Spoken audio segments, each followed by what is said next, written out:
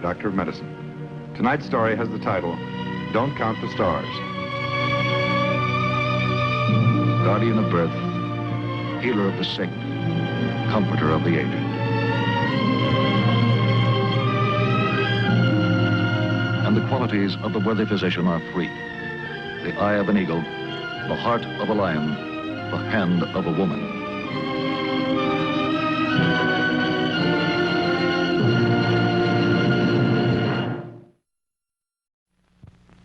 Our actual case history tonight concerns the field of laryngology, science of the human throat and larynx. The object in point, a piece of sheet music, public domain. The case in point, Daniel James Castle, age 29. The past 10 years of his life have been devoted to building a successful career for himself as a singer. His efforts and his talent have not been in vain. Fortune has finally started to turn his way, and Daniel Castle is only a few steps from the threshold of success. But there are those who have met Danny on the ladder of theatrical endeavor, coming and going, and virtually every one of them remembers him with bitterness and a strange, violent distaste. For most singers, the top is a long way off. But finally and at last, Danny Castle now senses his goal immediately ahead of him. The big time, the big money. Don't count the stars that you see in the skies.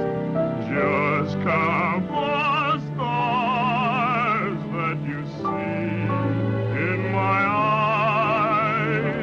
Those in the skies soon may be gone. Those in my eyes are for always. Don't stop the drums that I hear in my heart. Just let them roar as they did at the start. Why stop to count Venus and Mars? Just count each kiss, darling. Don't count the stars.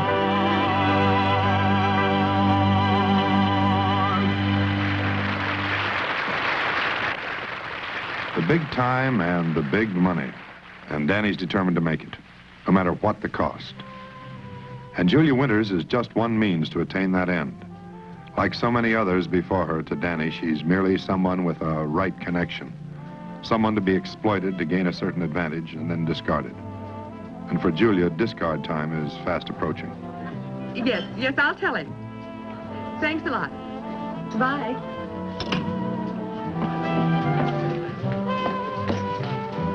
Danny, you won't believe it. I just talked to Mary at the switchboard, and 20 minutes after we went off the air, the station had 65 calls about you. Every one of them great. They loved you. How about that? Oh, it's nice, Julie. That's not bad for a local program. Not bad. Why, it's great. Come on, Danny. Let down. Aren't you a little excited? Even the station manager called, Mr. Brubaker. He thought you were wonderful. Oh, that's very nice. I'll drop him a note first chance I get. Drop me one while you're at it. I thought you were wonderful, too. Say, how about dinner at John's Grill? You know, Dan, the place we went last week. We'll celebrate. After all, it is a special occasion for both of us. I don't like the tone of that. Better get rid of it. Yeah, I'm afraid so. That lousy thing. I better get home and get to bed. Maybe we can have that dinner some other time, okay? Well, all right. I was looking forward to it. But if you're getting a cold again... Nah, don't worry about it. A few days, it'll be gone. Oh, look, you better run back to the studio. I'll call you in a week or so as soon as I clear this up, okay? All right. I'll wait for your call. Good night, Danny. Good night. Bye. Good night, Miss Winters. Another 2 minutes with that stupid broad, I'd have flipped.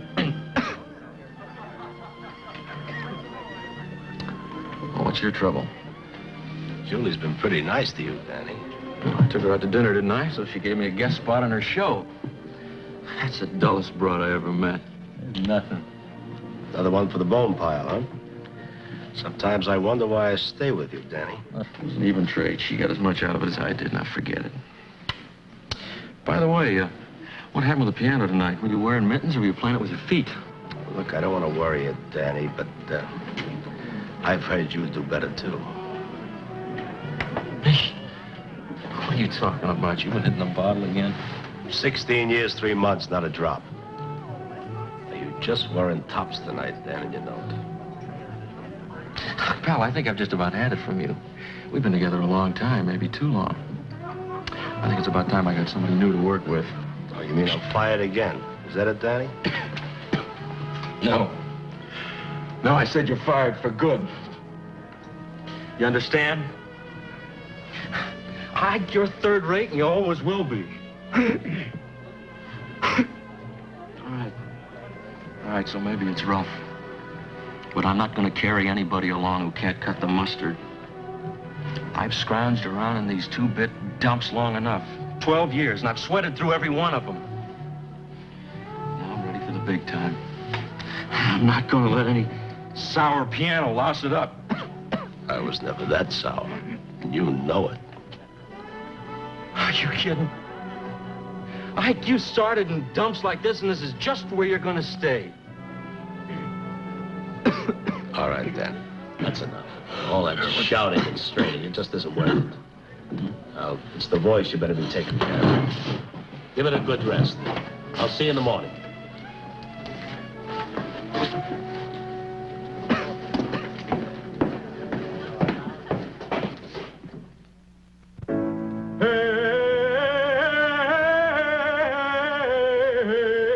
It had started fairly recently, a matter of possibly 8 or 9 weeks before when Danny Castle first noticed it. To begin with, only a slight tickling sensation in his throat, then a grating feeling, day by day growing more harsh. After that, hoarseness with a chronic hacking cough. For weeks, he resorted to self-treatment. He had his own way of coping with throat irritations. Assorted patent medicines, sprays and gargles, lubricants of one kind or another. But in spite of everything, the hoarseness stayed with him, little by little increasing, entrenching itself deep in his throat.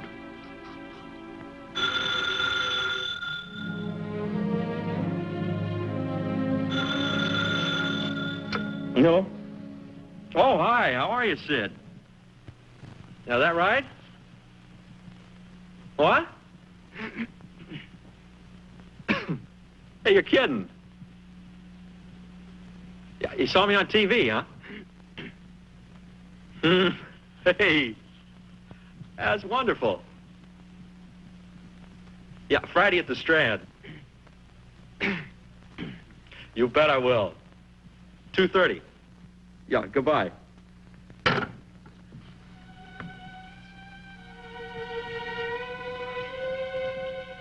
Persistent hoarseness, stubborn throat irritation. These are danger signs. Danny's hoarseness had been hanging on for nearly 2 months. Like most singers, he was voice conscious. Like most singers, he thought he could take care of it himself. It took the imminent audition to send him to Merle Norton, M.D., a laryngologist.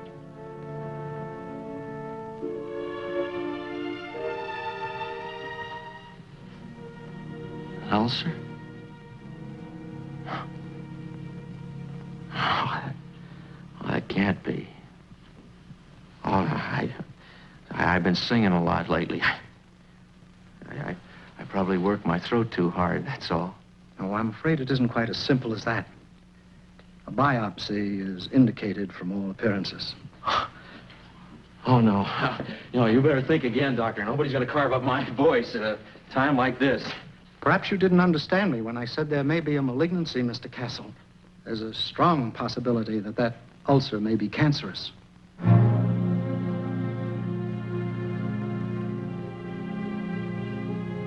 Well, maybe it isn't. I wouldn't want to take the chance. Maybe you wouldn't. But I can't afford not to. I've worked all my life for a chance at the big time. Oh, don't kid yourself. Nothing's going to spoil it now.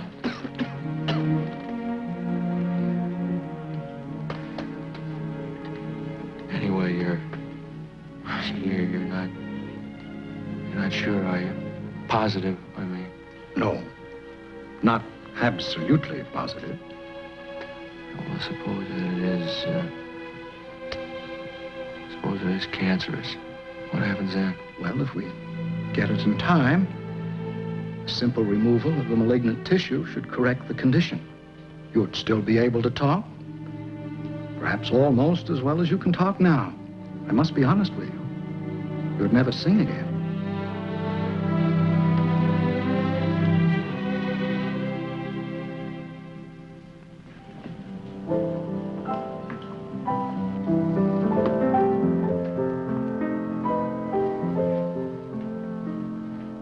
Gee, Ike, that was great.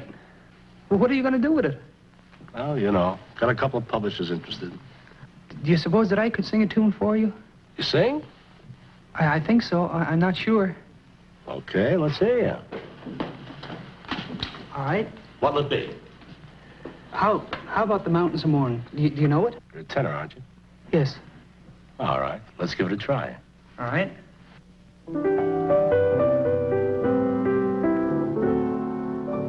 Oh, Mary, this country is a wonderful place where the people are working by day and by night. They don't sow potatoes, nor barley, nor wheat. Sure, there's gangs of them digging for gold on the street. At least when I asked them, that's what I was told. So I took a hand in this digging for gold. But sure, all that I found here, I might as well be where the mountains of morning sweep down to the sea.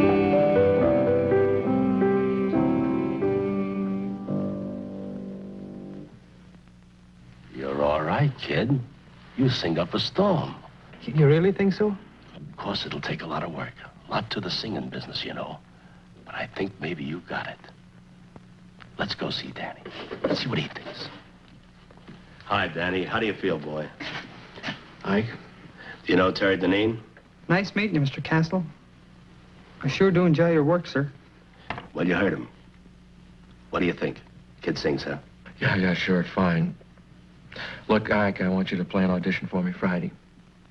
For Martin Arnold. Why, that's great. Great, boy. This is a big break for you. You sure you want me? Yeah, that's right, I want you. All right, Danny. How's the throat? Is he giving you any more trouble? The throat's all right. I just been working it too hard, that's all. Look, do you want the job? Well, you know I do. 2:30 Friday at the Strand. Enjoyed meeting you, Mr. Castle. I'll be there. In a desperate attempt to restore his voice for the audition, Danny called upon what is known in the entertainment business as a throat patcher. A man with no formal medical education, but someone who has picked up a smattering of knowledge of the anatomy of the throat. He doesn't pretend to diagnose or cure, but sometimes his patches are temporarily effective. Usually, they are also dangerous. The emergency patchwork had its temporary effect. When Danny mounted the stage for his audition, he seemed his old, confident self. Most of the hoarseness seemed to have vanished, at least for the moment. Don't count the stars that you see in the skies. Just count the stars that you see in my eyes. Those in the skies soon may be gone. Those in my eyes are for all.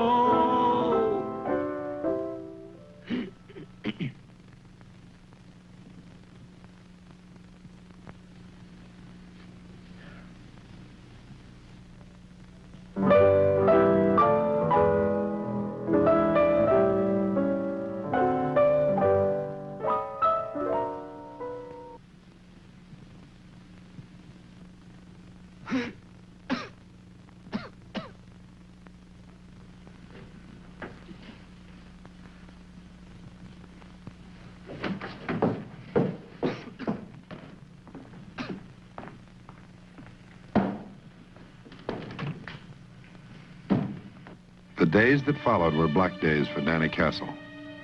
Days of a despairing, unbroken loneliness. His only companion, the fateful question which only he could answer. Surgery, a partial laryngectomy, or death from cancer. For Danny, whose entire life revolved around his singing, understandably, it was a hard choice to make. But it was his alone. Don't count the stars that you see in the skies. Just count the stars that you see in my eyes. Those in the skies soon may be gone. Those in my eyes are for always.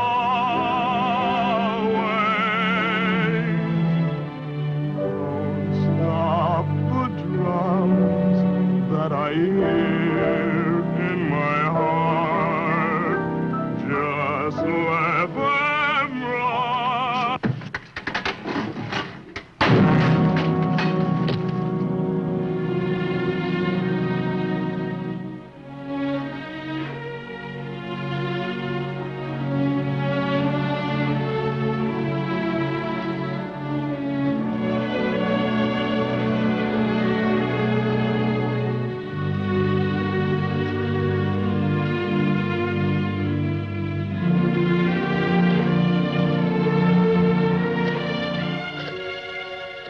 Danny was admitted to the hospital that night.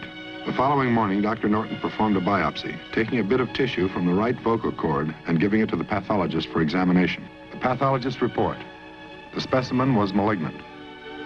In laryngeal surgery, a tracheotomy is first performed to ensure an adequate supply of air to the patient. Although Danny Castle will soon consider himself the most unhappy of men, in point of fact, he is among the lucky ones. Thanks to a prompt diagnosis and immediate surgical action, the lesion had not had time to spread. To assure removal of all cancerous tissue, the area surrounding the lesion must be cut away to a depth of 1 centimeter. The vocal cords are not large. If the lesion had been larger, a complete laryngectomy would have been necessary. The total removal of the larynx, or voice box. One of the lucky ones, Danny Castle.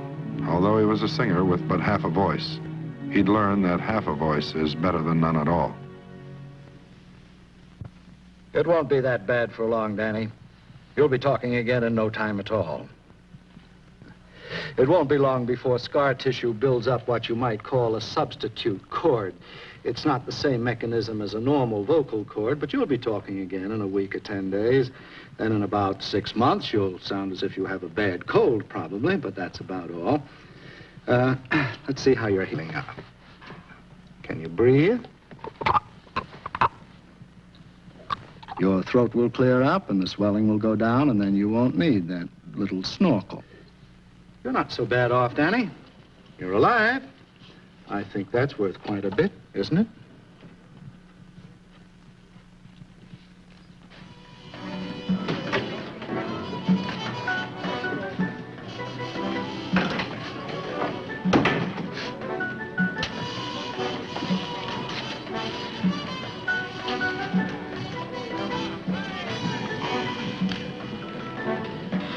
Hey, Danny, over here, boy. Come on. Oh, Danny, it's good to see you. How have you been? I know. So. You remember Terry? Hiya, Mr. Castle. Nice to see you around. You've been away for a couple of months. That's too long to keep yourself cooped up.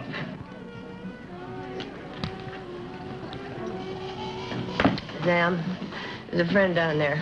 I'm gonna go see him.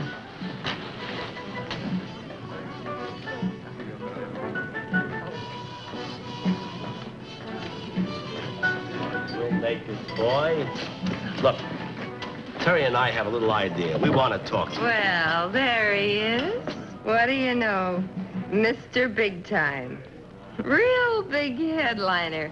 Danny Castle. Everybody's friend. Look, Miss Winters, we're kind of busy now. Why don't you come back after a while? Why? I just want to talk to my old friend. Sam, come here. I want you to see this one. This is the great singer, Danny Castle. great voice. So why don't you sing big time? Come on, why don't you sing? Julie, leave him alone, will you, please? What for? Why should I leave him alone? He left me alone. I didn't like it. Besides, I want to hear the great singer sing. Come on, Daddy. Sing!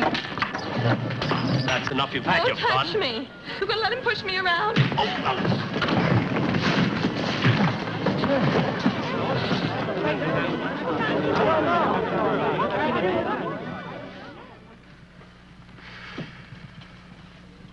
There. You look lovely. I don't feel that way. Danny, if I've said it once, I've said it 1,000 times. If you're going to get in bar fights, you got to keep in condition. Terry, sit down. Danny, look. Why don't you try a smile for a change? Face up to it and you got it licked. So you lost your singing voice. You still got guts. You always had more then than most people. It's easy to say. Look, what do you do with a singer that can't sing? A lot of things. Tell him, Terry. Danny, I think you know more about this business than anybody. You're all singer. And I don't think it makes any difference that you can't sing, well, because you're that way. Ike here thinks that I've got a pretty good voice. You've heard me. Maybe you think I'm not so bad. Potentially one of the best, Danny. I know nothing about it, technique and that kind of stuff, you know. Maybe I'm a little out of line, but I was wondering maybe if you wouldn't teach me. You know. He needs a lot of coaching. But who knows more about it than you? I know he's got it. You could make him one of the big ones. Put him right up on top. It'd be almost the same as being there yourself. How can I teach anybody to sing? Listen to me. He's already got the voice. All you gotta do is show him how to use it. You can do it, kid. All by yourself.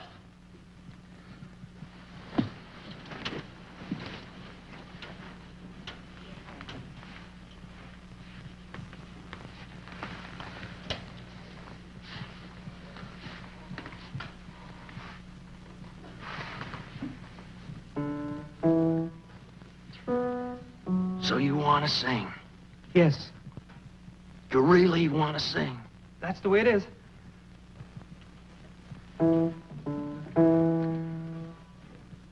You better take your coat off. We got a long way to go.